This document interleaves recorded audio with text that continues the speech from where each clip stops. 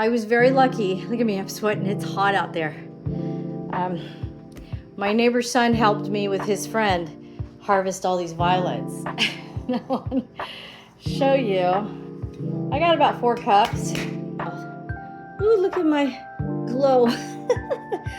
So I'm gonna make a simple syrup from this. So first thing I'm gonna do is rinse all these beauties because, you know, pollen season and any bugs, whatever. I'm gonna rinse, give these a really good rinse and then drain them. And then I'm going to, I'll just show you the next step. I had to rinse these twice because of the pollen. My water was yellow. I dried them a little bit so I could get a good measure of how many I got, and I got about 4 cups worth of these little flowers. I'm making a simple syrup out of this so I can use it for multiple other things, but we want to add 4 cups of equal to the flowers of boiling water. Oops. So, hey, these little things suck when you pour out of them. You have to be real careful or they spill all over the place. Little tiny spout, so I guess you just gotta be patient, huh?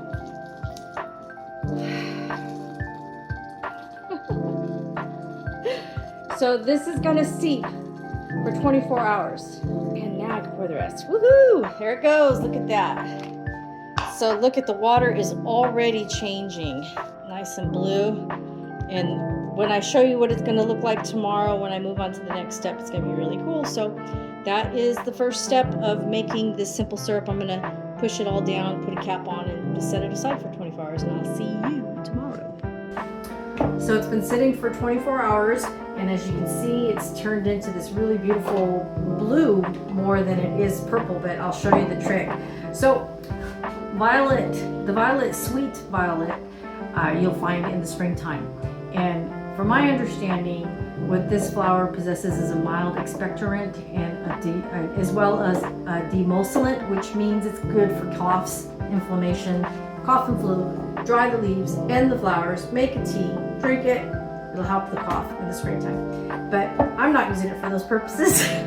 I'm going to use it to make some really pretty simple syrup to use to fancy up some drinks. So I'm going to give some to my neighbors since this is where I got the flowers, because for some reason my whole property does not have one single sweet violet, where their property had a whole bunch. So I'm going to show you what this looks like. We're going to strain it through here first. I'm going to pour it through, that's a big jar, pour it through here. We want a fine mesh strainer so I don't get any of the flowers in there. Look at that color. Oh, that's so pretty. That is beautiful. Wow, I'm like super happy about this.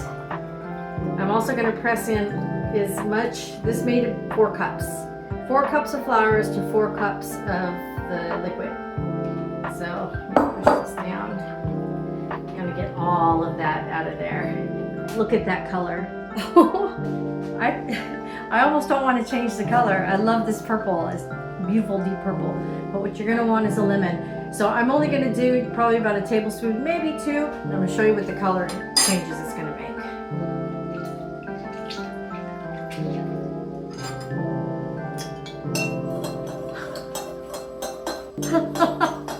Isn't that beautiful?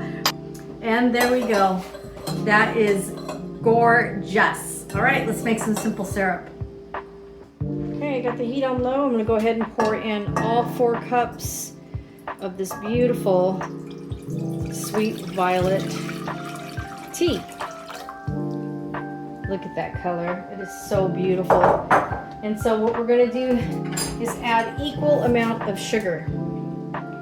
So 4 cups of liquid, 4 cups of sugar. And this is what's gonna make our syrup. This is very, very simple. If I wanted to make it more gelatinous, I would add some pectin in it, but I'm not going to do that. I'm just going to